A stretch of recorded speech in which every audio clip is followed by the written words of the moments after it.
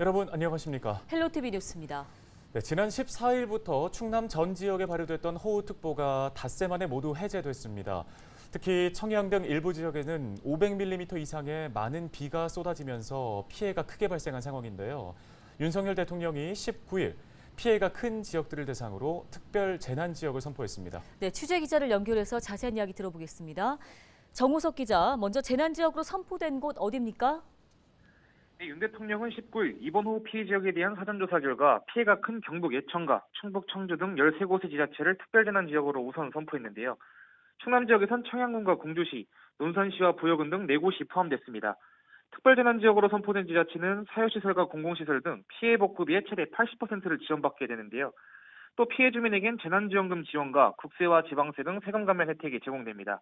윤 대통령은 일부 지역의 경우 지속된 호우와 침수로 피해 조사가 어려운 상황이라며 신속한 조사를 통해 추가로 특별재난지역을 선포할 예정이라고 말했습니다.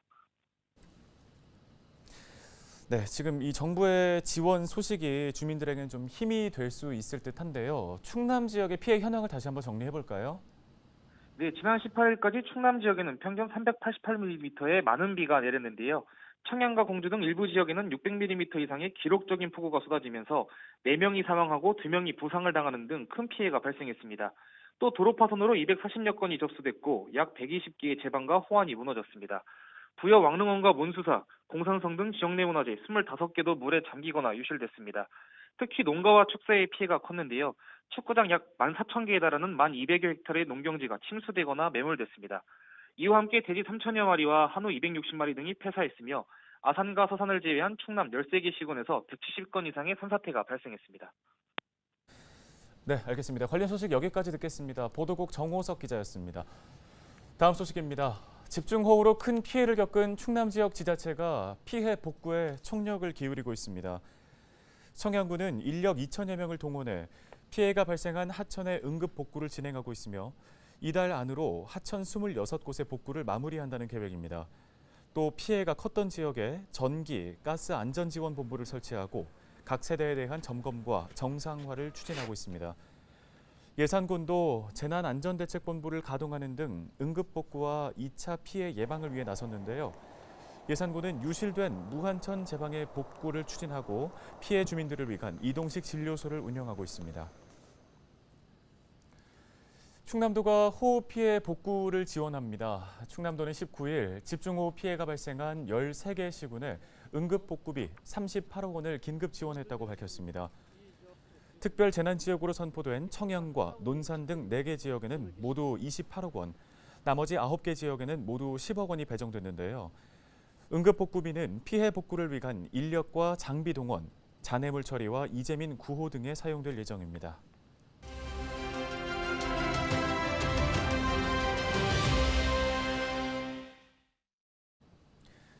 네, 집중호우로 하천 범람과 침수 등 곳곳에서 많은 피해가 발생했습니다. 수해로 위생이 취약한 환경이 되면서 감염병 예방을 위한 각별한 주의도 필요한 상황입니다. 네, 충남 감염병 관리 지원단의 임지혜 부단장을 전화 연결해서 이야기 나눠보겠습니다. 안녕하십니까? 네, 안녕하세요. 충남 감염병관리지원단 임지혜입니다. 예, 부단장님, 먼저 이 수해 지역에서 어떤 감염병이 발생할 수 있는지 이 부분부터 좀 짚어볼까요?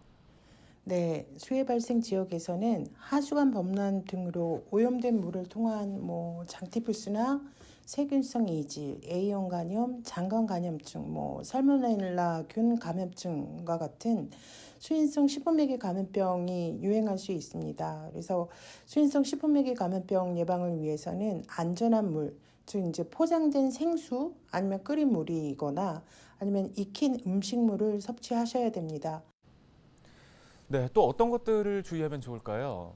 일본내염 등 모기매개 감염병, 렙토스피라증도 주의하셔야 됩니다. 수해 지역에는 물, 웅덩이 등 모기가 증식하기 쉬운 이런 이제 환경이 조성될 수 있는데요.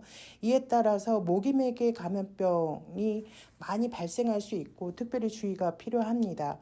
모기매개 감염병 예방을 위해서는 모기 유충의 서식지가 될 수 있는 물 웅덩이, 막힌 배수로 등 고인물을 제거하시고 야간의 야외 활동을 자제하고 모기장 사용 등 모기에 가능한 물리지 않도록 하는 것이 필요합니다. 또한 렙토스피라증은 쥐 등의 그 설치류 배설물 또는 그에 오염된 물이나 흙, 음식 등을 통해서 전파가 되는 감염병입니다. 그래서 집중호우나 홍수 이후에 오염된 물에 접촉할 경우, 특히 이제 상처가 있는 경우에 상처 부위를 통해서 감염될 수 있습니다. 네, 수해 복구 작업도 본격적으로 시작이 될 텐데요. 감염병 예방을 위한 주의사항이 있을까요? 네, 침수 지역에서 수해 복구 작업을 하실 경우에는 방수 처리가 된 작업복과 장어 등을 착용하시고 피부에 상처 또는 철가상이 있는 경우 피부가 노출되지 않도록 합니다. 수해 복구 작업 중에는 충분히 수분을 섭취하시고 휴식을 취해야 되며 또 작업 후 노출된 피부는 반드시 깨끗한 물로 씻어내야 됩니다. 또한 이제 개인 감염병 예방 수칙을 잘 지키셔야 되는데요. 혹시 발열이나 설사 등 감염병 의심 증상이 나타나시면 진료를 받으시고 혹시 이게 이제 집단적으로 발생하는 것 같다라고 할 경우에는 보건소에 신고를 하셔야 됩니다. 그다음에 이제 마지막으로 혹시 이재민 대피 시설에 지금 계시는 경우에는 이게 이제 밀집된 환경으로 인해서 호흡기 감염병의 집단 발생의 가능성이 있을 수 있습니다. 그래서 이런 것들을 위해서 정기적으로 환기 등 호흡기 감염병 예방을 위한 수칙도 준수하시기 바랍니다. 네, 오늘 말씀 잘 들었습니다. 충남 감염병 관리 지원단 임지혜 부단장이었습니다.